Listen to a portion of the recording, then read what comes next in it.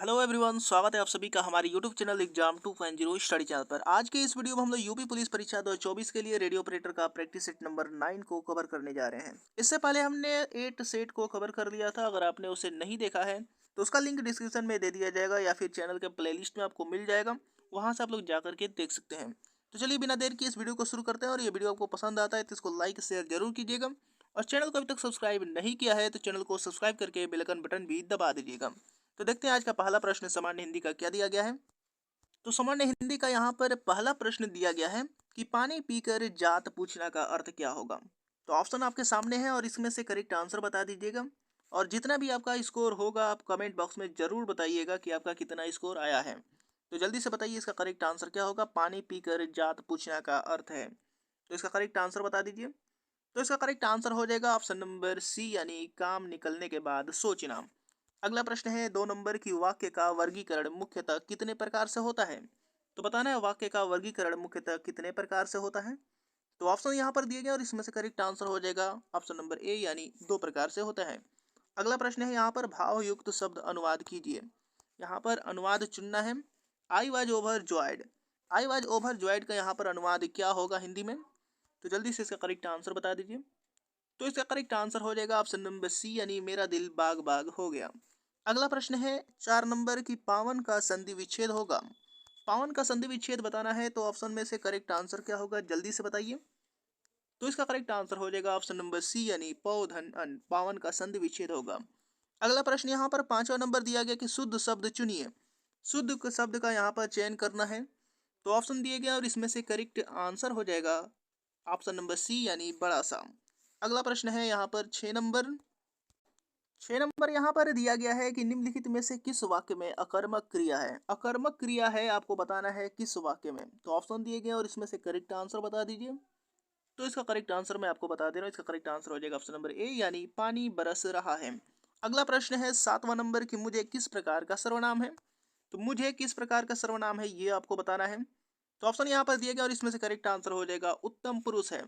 अगला प्रश्न है 8वां नंबर की अर्थ के आधार पर शब्द कितने प्रकार के होते हैं। तो अर्थ के आधार पर शब्द कितने प्रकार के होते हैं ऑप्शन दिया गया और इसमें से करेक्ट आंसर बताइए।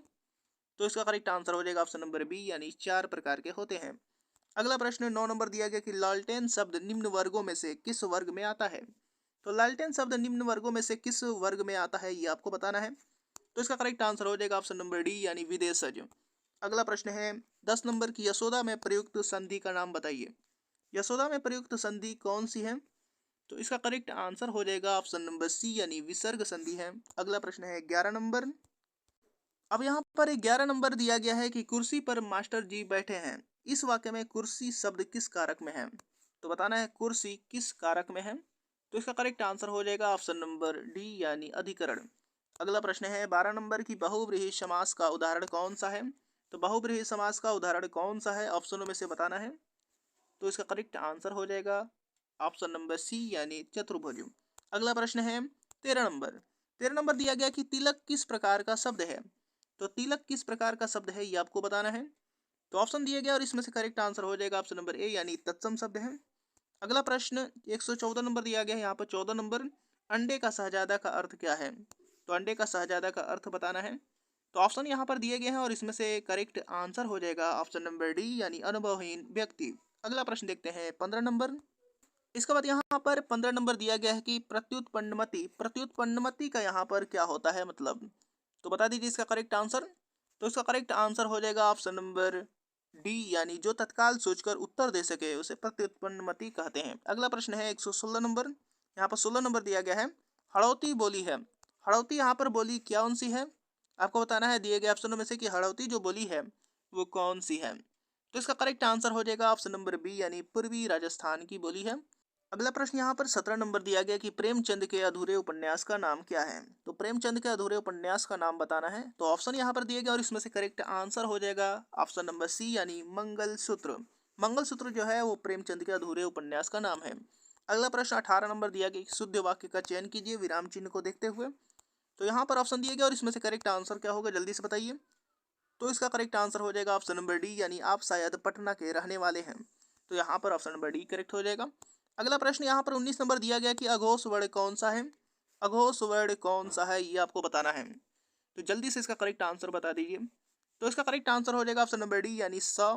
अगला प्रश्न 20 नंबर दिया गया कि एक ही समय में वर्तमान आपको क्या होता है यहाँ पर। तो दिए गए ऑप्शनों में से करेक्ट आंसर हो जाएगा ऑप्शन नंबर सी यानी समसामयिक होता है। अगला प्रश्न देखते हैं 21 नंबर। 21 नंबर दिया गया कि पार्थिव, पार्थिव क्या है यहाँ पर, इसका मतलब क्या होता है यहाँ पर। तो इसका करेक्ट आंसर हो जाएगा दिए गए ऑप्शनों में से ऑप्शन नंबर डी यानी जिसका संबंध पृथ्वी से है वो पार्थिव कहलाता है। अगला प्रश्न देखते हैं 22 नंबर। उद्धत का विलोम शब्द है, उद्धत का विलोम शब्द बताना है 22 नंबर का। तो इसका करेक्ट आंसर क्या होगा जल्दी से बताइए। तो इसका करेक्ट आंसर हो जाएगा ऑप्शन नंबर बी यानी विनीत। उद्धत का विलोम शब्द विनीत होता है। अगला प्रश्न है 23 नंबर की घर का पर्यायवाची शब्द है, घर का पर्यायवाची शब्द बताना है। तो दिए गए ऑप्शनों में से करेक्ट आंसर हो जाएगा ऑप्शन नंबर डी यानी गेह। अगला प्रश्न है 24 नंबर। 24 नंबर यहाँ पर दिया गया है कि विपरीतार्थक शब्द चुनिए। विपरीतार्थक शब्द चुनना है शोषक का। तो शोषक का विपरीतार्थक शब्द कौन सा होगा ये आपको बताना है। तो दिए गए ऑप्शनों में से करेक्ट आंसर हो जाएगा ऑप्शन नंबर बी यानी पोषक। अगला प्रश्न 25 नंबर दिया गया है कि कहावत शब्द में प्रयुक्त प्रत्यय है। तो कहावत शब्द में प्रयुक्त प्रत्यय बताना है। तो जल्दी से इसका करेक्ट आंसर बता दीजिए।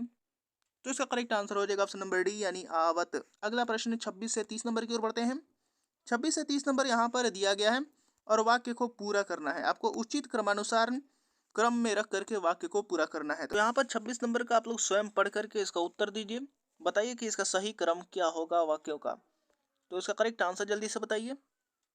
तो इसका करेक्ट आंसर मैं आपको बता दे रहा हूँ। इसका करेक्ट आंसर हो जाएगा सबसे पहले प्रतियोगिता में भेजे गए फोटो के साथ उचित आकार का पर्याप्त डाक टिकट लगा और अपने पत्ते वाला लिफाफा अवश्य भेजें ताकि फोटो अस्वीकृत होने पर उसे वापस भेजा जा सके, वरना अस्वीकृत फोटो वापस नहीं भेजा जाएगा। तो इसका करेक्ट आंसर क्या हो जाएगा दिए गए ऑप्शनों में से। तो इसका करेक्ट आंसर हो जाएगा ऑप्शनों में से करेक्ट ऑप्शन डी यानी र व य ल। इसके बाद अगला प्रश्न यहाँ पर 27 नंबर दिया गया है।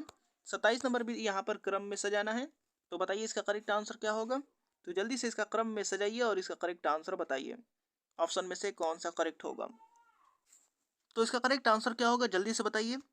तो ऑप्शन दिए गए और इसमें से करेक्ट आंसर हो जाएगा ऑप्शन नंबर ए यानी र व य ल। अर्थात फोटो के साथ प्रतियोगी फोटोग्राफर इस आशय का प्रमाण पत्र अवश्य संलग्न करे कि उसने फोटो खींचे व्यक्ति की अनुमति प्राप्त कर ली है और इस विषय में प्रकाशक के होने वाले नुकसान हानि के लिए वह स्वयं जिम्मेदार होगा। तो ऑप्शन नंबर ए करेक्ट हो जाएगा। अगला प्रश्न भी यहाँ पर 28 नंबर दिया गया और इसमें भी वाक्य को क्रम में व्यवस्थित करना है। सही क्रम कौन सा होगा जल्दी से बताइए। तो ऑप्शन यहाँ पर दिया गया और इसमें से करेक्ट आंसर बता दीजिए। तो इसको सही क्रम में व्यवस्थित कीजिए। तो इसका करेक्ट आंसर मैं आपको बता दे रहा हूँ। इसका करेक्ट आंसर हो जाएगा ऑप्शन नंबर सी यानी पहले ल फिर र फिर य फिर उसके बाद व।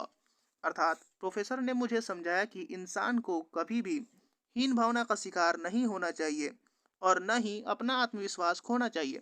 सुंदर वही है जिसके गुण सुंदर हैं। क्या मैं सुंदर हूँ? पोलियो का रोगी होते हुए भी मैं कभी हीन भावनाग्रस्त नहीं रहा, न ही अपना आत्मविश्वास डगमगाने दिया। तो ऑप्शन नंबर सी करेक्ट हो जाएगा। इसके बाद अगला प्रश्न यहाँ पर दिया गया और इसमें भी आपको वाक्य का सही क्रम बताना है कि कौन सा होगा दिए गए ऑप्शनों में से। तो यहाँ पर 30 नंबर का सही क्रम क्या होगा वाक्यों का, तो मैं आपको बता दे रहा हूँ। इसका करेक्ट आंसर हो जाएगा ऑप्शन नंबर ए यानी ल या र व। अर्थात तुलसीदास जी कई वर्षों तक काशी में रहने के पश्चात अयोध्या चले गए। वहाँ उन्होंने रामचरितमानस लिखा। फिर उसके बाद वह कभी कभी काशी और चित्रकूट भी चले जाते थे। रामचरितमानस के अतिरिक्त उन्होंने कई अन्य पुस्तकें लिखी हैं जिनमें विनय पत्रिका, गीतावली, कवित रामायण, रामलला, नहचू और हनुमान बाहुक अधिक प्रसिद्ध हैं। तो यहाँ पर ऑप्शन नंबर ए करेक्ट हो जाएगा। इसके बाद अगला प्रश्न यहाँ पर 31 से 35 तक गद्यांश पर आधारित प्रश्न दिए गए हैं। तो हम लोग सीधे 36 नंबर की ओर बढ़ते हैं। इसके बाद यहाँ पर 36 से लेकर के 38 तक जो प्रश्न दिए गए हैं उसमें रेखांकित शब्द अशुद्ध दिए गए हैं। उसका शुद्ध रूप आपको ऑप्शन में से बताना है। तो दिया गया है 36 नंबर की उस कवित्री का कविताएं बहुत पसंद की गई। तो यहाँ पर कवित्री का आपको बताना है कि शुद्ध रूप क्या होगा दिए गए ऑप्शनों में से। तो इसका करेक्ट आंसर बता दीजिए। तो इसका करेक्ट आंसर हो जाएगा ऑप्शन नंबर डी यानी कवयित्री। अगला प्रश्न है 37 नंबर। प्रधानमंत्री के भाषण की श्रुति लिपि उसने उसी समय ले ली। उसने उसी समय ले ली। यहाँ पर श्रुति लिपि का बताना है कि शुद्ध क्या होगा यहाँ पर शब्द। तो इसका करेक्ट आंसर हो जाएगा दिए गए ऑप्शनों में से ऑप्शन नंबर बी यानी श्रुत लिपि। अगला प्रश्न यहाँ पर 38 नंबर दिया गया कि भग्गू सेठ तो बहुत ही दुष्चरित व्यक्ति है। तो दुष्चरित का यहाँ पर शुद्ध व्यक्ति शब्द क्या होगा? तो इसका करेक्ट आंसर हो जाएगा दिए गए ऑप्शनों में से ऑप्शन नंबर ए, यानी ये वाला दुष्चरित। ये वाला करेक्ट हो जाएगा, ना कि यहाँ पर द में बड़ाऊ का मंत्रम। अगला प्रश्न देखते हैं 39 नंबर। अगला प्रश्न यहाँ पर निर्देश दिए गए 39 से 40 तक, जिसमें मुहावरे और लोकोक्तियों का सही अर्थ चयन करना है दिए गए ऑप्शनों में से। तो 39 नंबर दिया गया है कि मुंह की खाना। मुंह की खाना यहाँ पर क्या अर्थ होता है दिए गए ऑप्शनों में से? तो इसका करेक्ट आंसर हो जाएगा ऑप्शन नंबर सी, यानी हार जाना। अगला प्रश्न है 40 नंबर और इस वीडियो का लास्ट प्रश्न भी है।